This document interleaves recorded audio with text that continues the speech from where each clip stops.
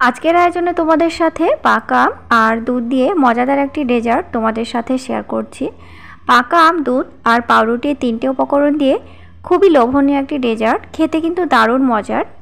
ভিডিওটি ভালো লাগলে চ্যানেলটি সাবস্ক্রাইব করে দিয়ে অবশ্যই আমার সাথে থাকবে, সাথে অবশ্যই লাইক করবে, কমেন্ট করবে এবং তোমার বন্ধুদের সাথে অবশ্যই শেয়ার করবে।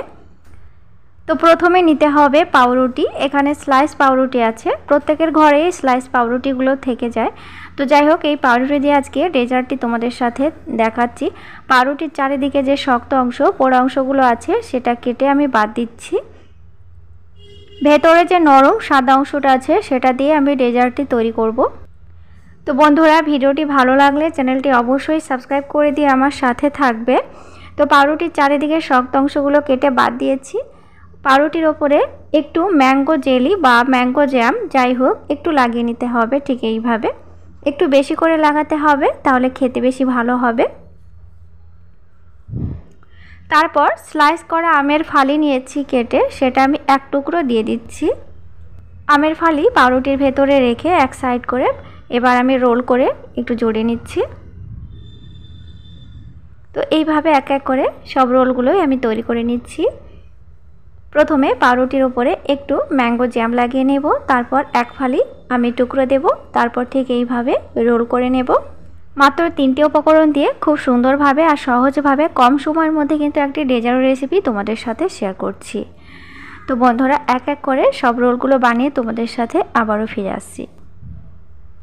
পরিবেশনের জন্য অবশ্যই পছন্দমতো একটি পাত্রে এটাকে সাজিয়ে নিতে হবে। তো চলো মালাই বানানো যাক। মালাইয়ের জন্য এখানে নিয়েছি আমি হাফ লিটার দুধ। তো হাফ লিটার দুধটা জাল করে বেশ ঘন করে আমি গাঢ় করে নেব। মাঝারি ফ্লেমে চুলার আঁচ রেখে অনবরত নাড়াচাড়া করে দুধটাকে ঘন করে নিতে হবে। এখানে মালাই তৈরি হবে দুধ থেকে। তো দুধটা ঘন হয়ে গেছে, এবার দুধের ওপরে দিচ্ছি চিনি। অবশ্যই চিনিটা স্বাদ মতো দিতে হবে। আর ফ্লেভার এবং রঙের জন্য দিচ্ছি 1 চামচ কাস্টার্ড পাউডার।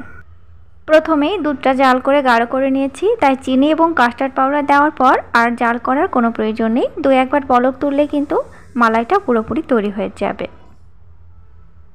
তো মালাইটা গ্যাসের ফ্লেমটা বন্ধ করে একটু ঠান্ডা করে নিচ্ছি। উষ্ণ গরম অবস্থায় রোল করা পাউরুটির ওপরে আমি এবার ছড়িয়ে দিচ্ছি।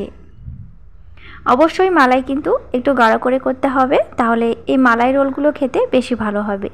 আমি সৌন্দর্য বাড়ানোর জন্য ছোট ছোট করে কেটে নেওয়া কয়েক টুকরো আম, ফালি করা আম দিয়ে দিচ্ছি, এতে দেখতে ভালো লাগবে।